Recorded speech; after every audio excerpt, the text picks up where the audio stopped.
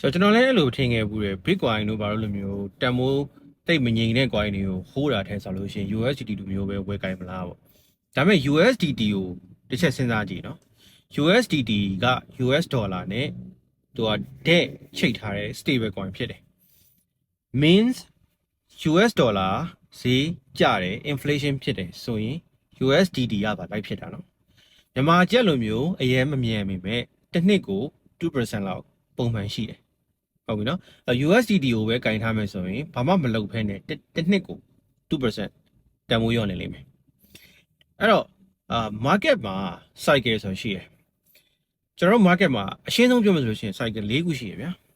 accumulation phase bull run distribution phase bear market ၄ခုရှိတယ်အခုက bear market ထဲရောက်နေအဲ့တော့ accumulation phase ကဘာလဲဆိုလို့ရှိရင် coin တွေကိုစပြီးတော့စုတဲ့အချိန်အဲ့ဒီအချိန်မှာ media တွေဘာတွေကနေပြီးတော့အဲ့ coin အကြောင်းကိုလုံးဝမပြောဘူးအကုန်ငြိမ်းနေတယ်ဈေးအရန်ကျနေအဲ့လိုအချိန်မျိုးမှာဘယ်သူတွေစဝယ်လဲဆိုလို့ရှိရင်လက်ကြီးသမားတွေကျွန်တော် institution တွေပြီးရင် whale တွေအဲ့လိုလူမျိုးတွေစပြီးတော့အဲ့ဒီအချိန်မှာဝယ်ပြီးတော့စုကြတယ်ဘယ်သူမှတတိမထားမိတဲ့အချိန်မှာစုတာပြီးတော့ bull run လာတယ် coin ဒီဈေးထောင်တက်သွားတယ်တက်သွားတဲ့အချိန်မှာစပြီးတော့ order high တွေစဖောက်တယ်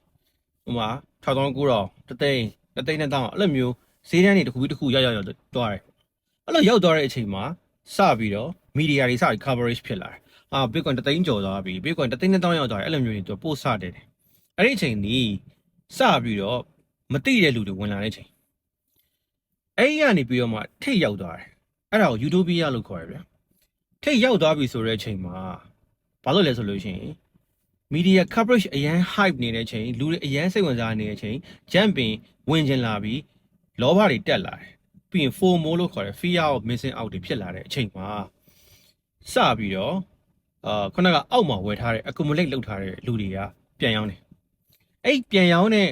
ဟာကိုအခုမှဝင်လာတဲ့ new big တွေ new investor တွေခုနက retail investor တွေဈေးတက်တော့မှဝင်လာတဲ့ hype ပြီးဝင်လာတဲ့ FOMO နဲ့ဝင်လာတဲ့သူတွေကဝယ်တာအဲ့ဒီအချိန်မှာအောက်မှာ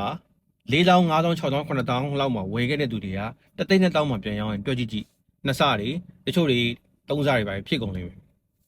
ပြီးလဲပြီးရောဘာဖြစ်သွားလဲဆိုလို့ရှိရင်ဘယ်ပြန်ပြီးတော့ကြာသွားတယ်ဘယ်မှာကဖြစ်သွားတယ်အခုနကအဲ့လိုမျိုးထိတ်ဆုံးမှာရောင်းတဲ့ phase ကို distribution phase လို့ခေါ်တယ်အဲ့ distribution phase ပြီးတော့လို့ရှိရင်ဘယ်မှာကလာတယ်အခုကဘယ်မှာကတွေရောက်နေဘယ်မှာကပြီးတော့လို့ရှိရင်တိတ်မကြခင်pre heaven လို့ခေါ်တဲ့ event တစ်ခုဖြစ်နေမယ်2028မှာ heaven ဖြစ်မှာဖြစ်တဲ့ကြောင့်မို့လို့2028ရဲ့အရှိ2029ဒီ pre heaven ဖြစ်နိုင်ရင်ရှိတယ်အချိန်ပေါ့အဲ့တော့2029မှာခုန pre heaven မှာဘာလုပ်မလဲဆိုလို့ရှိရင် accumulation ပြန်စားလိုက်ကျွန်တော်တို့လည်းအခုကြည့်နေတယ်အခု9000နာကက်လာအကယ်၍6000အောက်ကိုကျသွားပြီဆိုလို့ရှိရင် accumulate စားလို့ရတယ်ဘာမှမဖြစ်ဘူး USDT တွေအကုန်လုံး BTC ပုံမှန်ပြောင်းနေုံပဲဟို DC လို့ခေါ်တဲ့ဟာနဲ့ပြီးတော့လို့ရှိရင်ချိန်တစ်ခုကြာသွားပြီဆိုလို့ရှိရင် bull run ပြန်လာလိမ့်မယ်ဒါက market cycle ဟုတ်ပြီနော်အဲ့တော့ USDT ကိုပဲအမြဲတမ်းဟိုတာမကောင်းအကယ်၍ကိုက risk ကိုလုံးဝမယူချင်ဘူးခုန 2% 3% လောက် yearly inflation ကိုခံနိုင်တယ်ဆိုလို့ရှိရင်เนาะတဘောတချို့တွေကြတော့ဘယ်လိုလဲဆိုလို့ရှိရင်မြန်မာကျပ်ဒီတိုင်းကင်ထားရမယ့်အစား USDT hash လုပ်လိုက်တယ် USDT ပြောင်းလိုက်တယ်အဲ့ဒါလေဘာမှမဖြစ်ဘူးရတယ်ခုနကပြောတဲ့ 2% 3% inflation rate ကိုတော့ still ခံနေရအောင်ပါပဲအဲ့တော့ခုနက market cycle လေးကိုပဲ၄နှစ်တစ်ချိန်လောက်သူဖြစ်လေရှိတဲ့ဟာအဲ့ဒါလေးကိုပဲ follow လုပ်တယ်ဆိုရင်ကိုမိတ်ဆွေ somewhat အကျိုးမြင်ရလိမ့်မယ်ဒီတိုင်းကင်ထားတဲ့ဆိုလို့ရှိရင်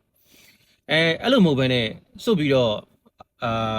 သူများ hype လို့ live hype တယ် FOMO မှာဝင်ပြီးတော့ဝယ်တယ်ဆိုရင်တော့ခုနကကျွန်တော်တို့လိုအောက်မှာဝယ်စုထားတဲ့ဝှေးတွေကနေပြီးတော့ပြန်ပြီးတော့ရောင်းတဲ့အချိန်မှာဝယ်ရတဲ့လူဖြစ်သွားလိမ့်မယ်အဲ့ဒါဆိုရင်တော့ BTC ကို order hand မှာဝယ်မိပြီးတော့တသိန်းနဲ့တောင်း9000ကြီးနဲ့ပိုက်မိပြီးတော့အောက်ထိကျလာတော့ဖြစ်သွားလိမ့်မယ်အဲ့ဒါမျိုးဆိုရင်တော့ money ဆုံးရှုံးနိုင်တယ်ဒါပဲ